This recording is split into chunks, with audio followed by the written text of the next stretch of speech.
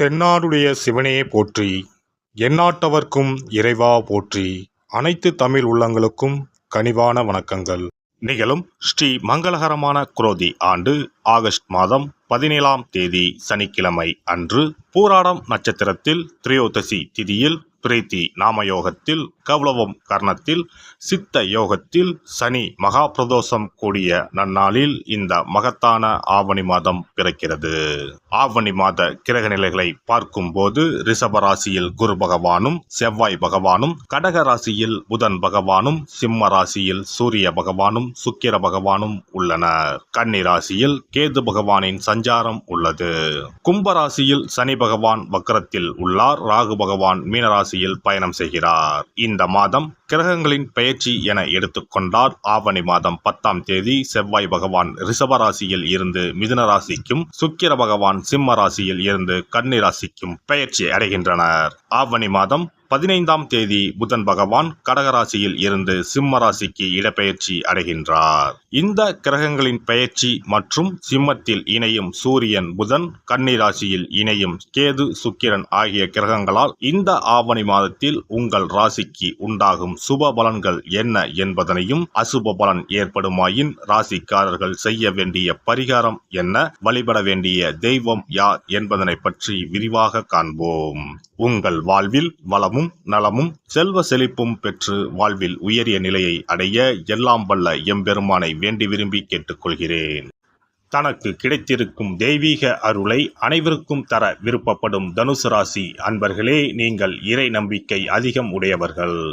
இந்த மாதம் அனைத்து கடினமான பணிகளையும் எளிதாக செய்து முடிக்கும் சூழ்நிலை உண்டாகும்.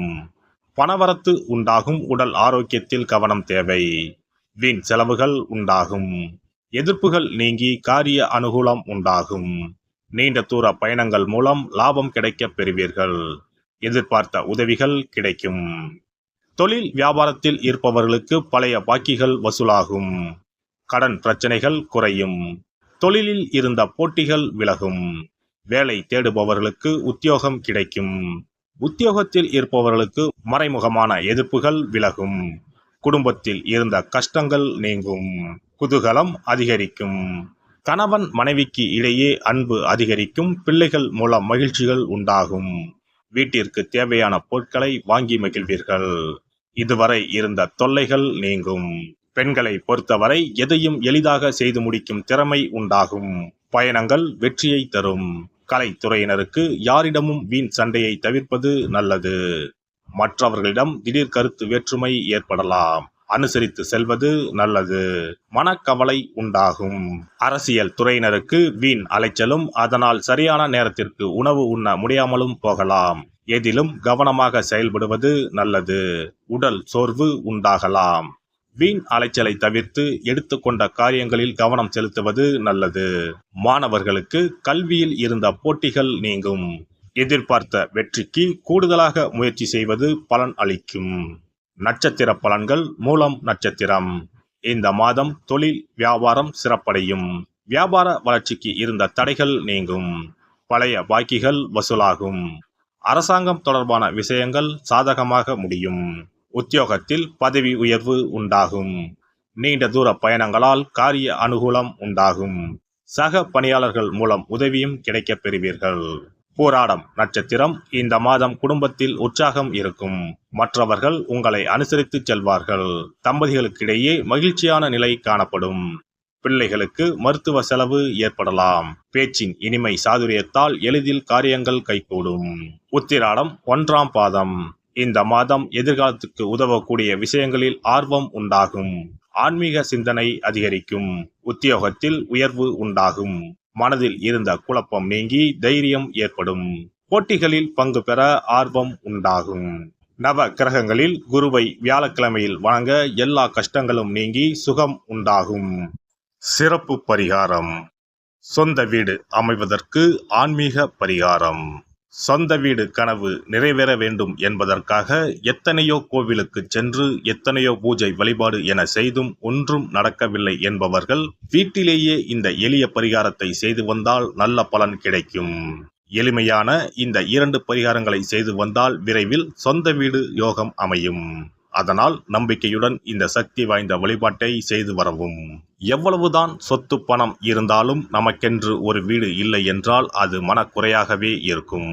சொந்த வீடு வாங்க முடியவில்லையே என்பது பலரின் ஏக்கமாகவும் கனவாகவும் இருந்து வருகிறது. சொந்த வீடு வாங்க வேண்டும், வாங்கிய இடத்தில் விரைவில் வீடு கட்ட வேண்டும், ஏற்கனவே துவங்கியிருந்த வீட்டின் பணிகளை பணப்பற்றாக்குறையால் கட்டி முடிக்க முடியவில்லையே என்ற கவலையில் இருப்பவர்கள் ஏராளம். இப்படிப்பட்டவர்கள் வீட்டிலேயே எளிமையான 2 பரிகாரங்களை தொடர்ந்து செய்து வந்தாலே போதும். சொந்த வீடு வாங்க வேண்டும் என்று நினைப்பவர்கள், அதற்கான முயற்சியில் ஈடுபட்டிருப்பவர்கள் ஒரு சிறிய அகல் விளக்கில் விளக்கெண்ணெய் ஊற்றி தீபம் ஏற்ற வேண்டும்.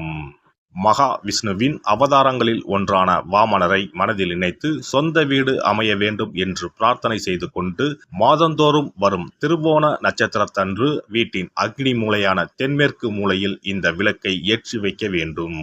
அக்னி திசை என்பது மண்ணுக்குரிய திசையாகும்.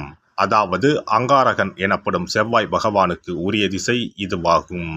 3 அடி மண் கேட்டு 3 உலகையும் அளந்தவர் வாமனன். அதனால் அவரை நினைத்து பால் பாயசம் நிவேதனமாக படைத்து வழிபட்டு வந்தால் விரைவில் சொந்த வீடு யோகம் அமையும். மற்றொரு பரிகாரமாக வீட்டில் பயன்படுத்தும் காமாட்சி விளக்கு அல்லது கஜலட்சுமி விளக்கு அல்லது வழக்கமாக பயன்படுத்தும் ஏதாவது ஒரு விளக்கை எடுத்துக்கொள்ளுங்கள். விளக்கை சுத்தம் செய்து மஞ்சள் குங்குமம் வைத்து வாசனை மிகுந்த வெள்ளை நிற பூக்கள் சாற்றுங்கள். பிறகு 5 ரூபாய் நாணயத்தை விளக்கிற்குள் போட்டு நெய் அல்லது எண்ணெய் ஊற்றுங்கள்.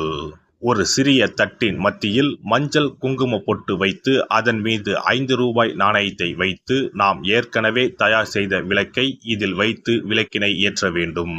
தினமும் காலையில் 6 மணி முதல் 7 மணிக்குள் இந்த விளக்கை ஏற்றி வந்தால் விரைவில் வீடு கட்டுவீர்கள்.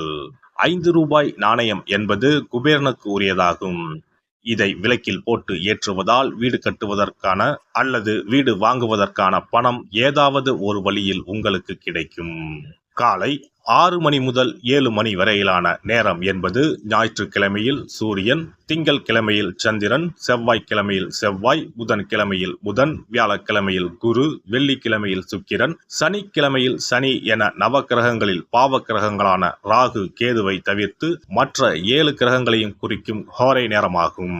இந்த நேரத்தில் விளக்கு ஏற்றுவதால் நவக்கிரகங்களின் அருள் கிடைத்து பூமி யோகம் உண்டாகும். எந்த ஒரு பரிகாரம் என்றாலும் மனதில் முழு நம்பிக்கையோடும் இறைவனை உறுதியாக வேண்டி வழிபாடு செய்தால் மட்டுமே பலன் தரும். எளிமையான இந்த பரிகாரத்தை தொடர்ந்து செய்து பயன்பெறுங்கள். எல்லாம் வல்ல இறையருளால் நீங்களும் உங்கள் அன்பு குடும்பமும் உடல் நலம், நீலாயுள், நிறை செல்வம், உயர் புகழ், மெய்ஞானம் ஓங்கி வாழ்க வளமுடன். இந்த வீடியோ பதிவு உங்களுக்கு பிடித்திருந்தால் லைக் பண்ணுங்க, கமெண்ட் பண்ணுங்க, ஷேர் பண்ணுங்க, மறக்காம சப்ஸ்கிரைப் பண்ணுங்க, பக்கத்துல இருக்கிற பெல் பட்டனை கிளிக் பண்ணுங்க. நன்றி, வணக்கம். ஓம் நமச்சிவாய, சிவாய நம.